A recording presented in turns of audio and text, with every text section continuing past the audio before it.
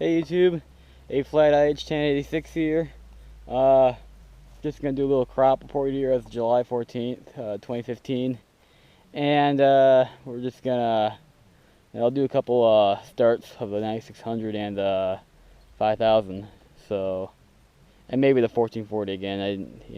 I didn't start it that long, so kind of wanted to rev it up a little bit, But we're gonna do a little crop report here first, and we'll get things going.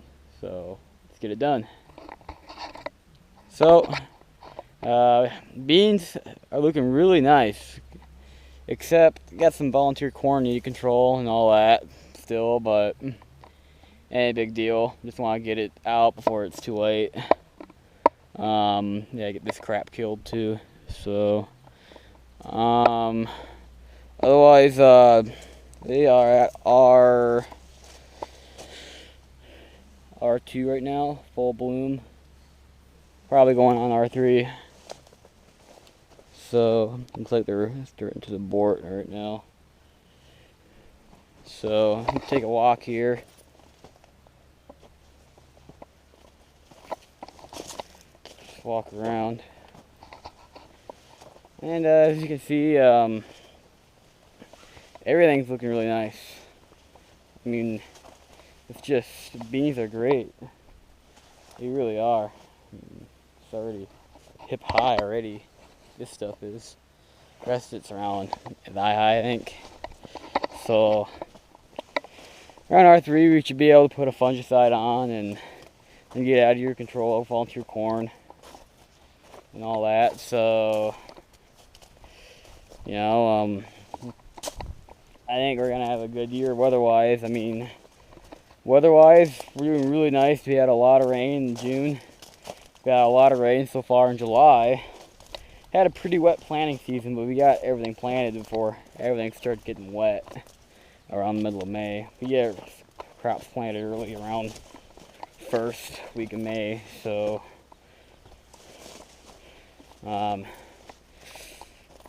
otherwise, everything's looking really good around. Your neighbors are having good crops, and weather, corn and beans are just loving the heat. Pretty hot and humid out here. It's around, supposed to get up to 87 today. And dew points around 70. So we're supposed to get some more warm weather later this week. So I think it would be liking if we can use a good shot of rain too, like an inch of rain. So if we get into a real dry spell, we'll have to start the irrigator up. I get that maintenance, and I gotta change a flat tire on that.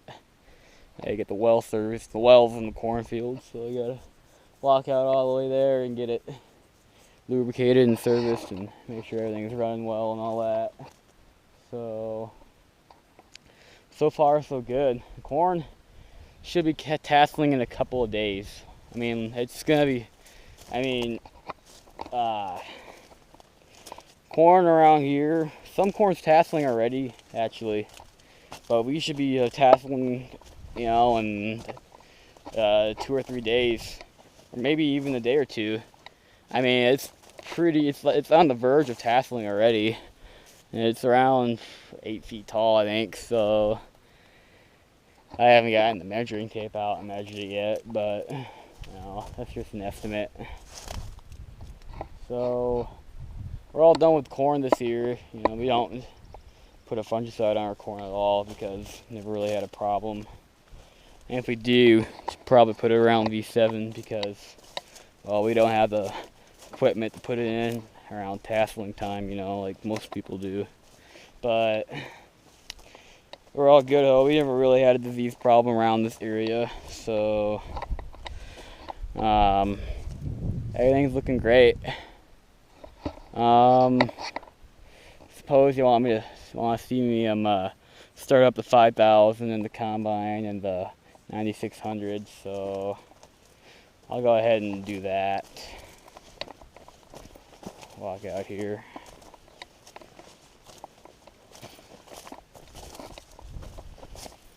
Pretty good weather, so hopefully harvest time, around September, around late September, early October, I can get some footage of me hauling grain carts with the GoPro and the beans, or footage of my dad combining some beans.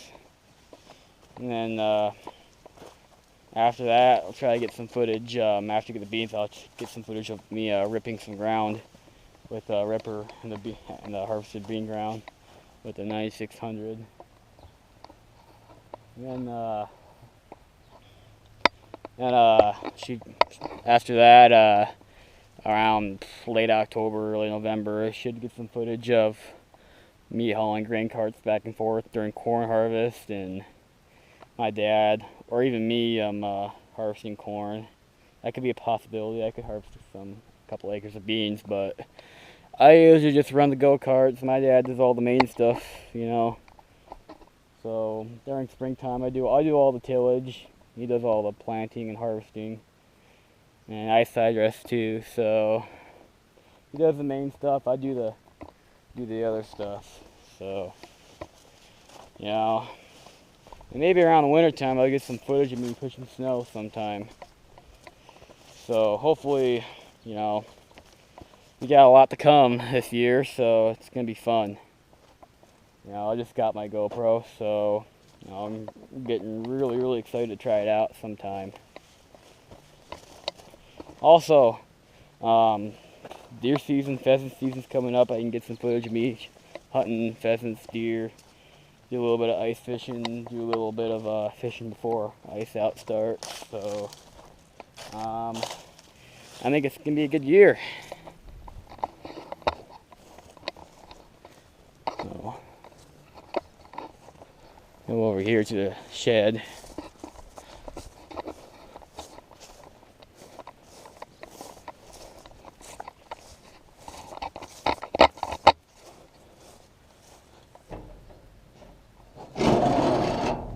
Take that out.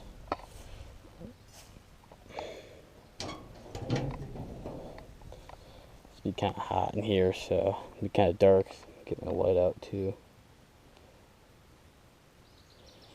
Let's see. Let me do this one-handed.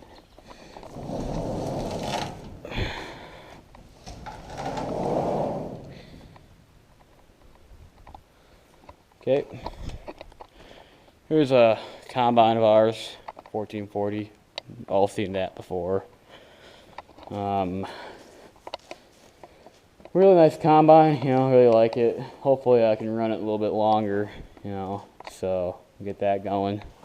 Oh, and here's my here's our Fordson Super Major, 1964. It's relatively alright loader tractor. Clutch is going out on it, you know, having some hydraulic issues with it, but you know, as long as it keeps the road pushed out, as long as we keeps the road clear of snow, and you know, and you haul wood with it, and, you know, that's all that really matters to us, I guess. So, oh, I was going to talk about International 800 6-row corn bean planter, so I'll tell you how that works. And let's get a cold start here with the combine.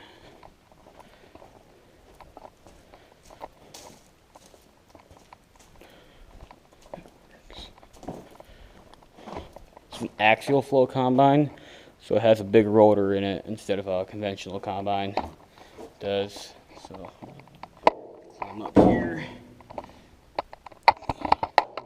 Right here.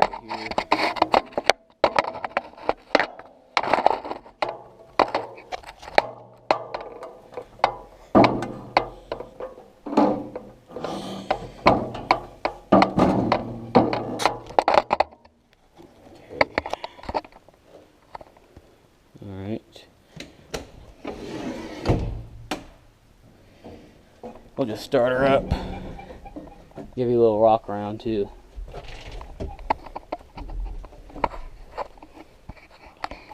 So I'm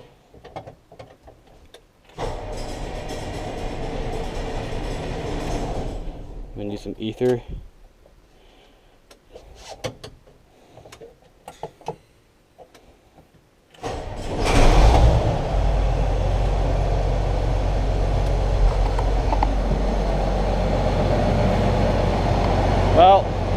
Running good. Walk around a little bit.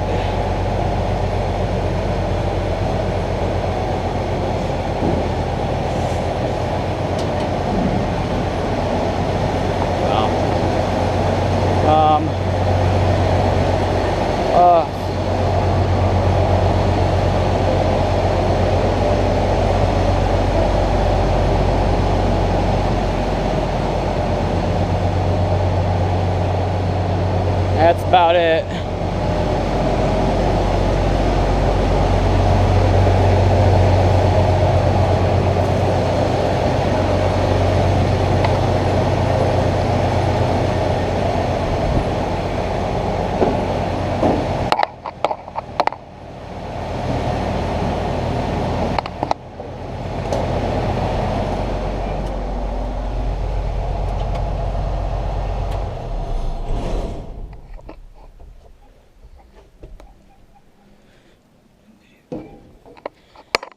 Yep, sounds great.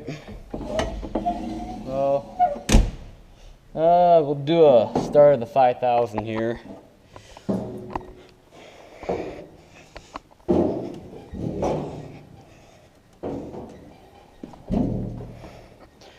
Okay, just get across the planer here.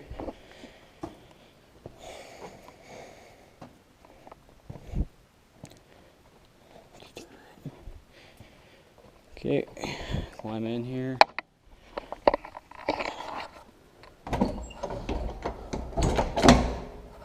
Door doesn't open up that well, but it's not a big deal.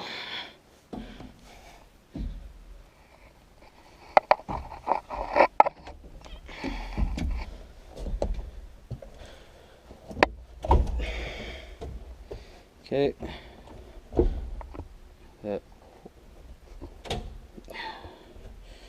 That there.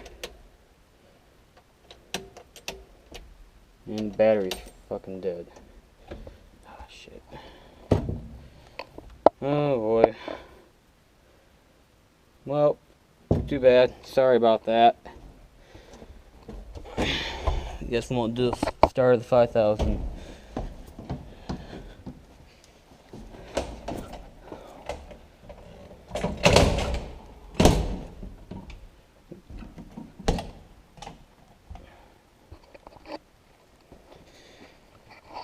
Oh, we'll just start doing 9,600 then. Sorry about the 5,000. Just been having battery problems. I don't know who left it on last, but I'm sure it wasn't me. So let's do this.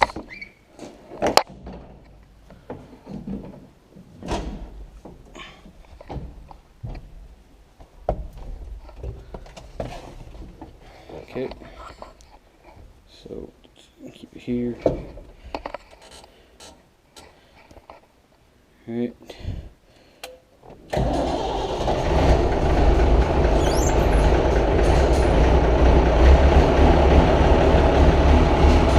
Kind of cold, but just give you a walk around.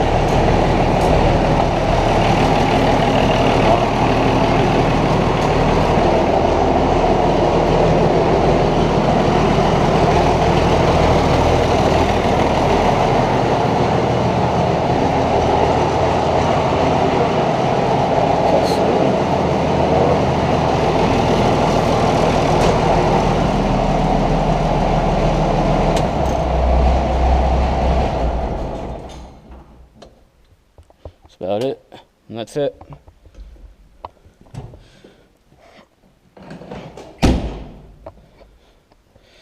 So, sorry about the 5,000. I'm gonna have to charge that later. That'll be in a later video though. So, I'm gonna give you, I'm gonna give you information about how this planner works right here.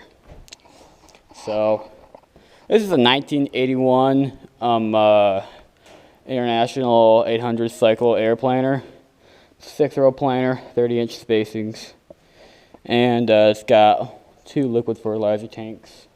I believe that they're 80-gallon tanks. So this planner can only take 1 SCV, only the up and down. It's all it takes. but it's got more hydraulics from a PTO operated pump right there. So the way this planter works is that's the hopper, and it's an air planter, and this is the drum.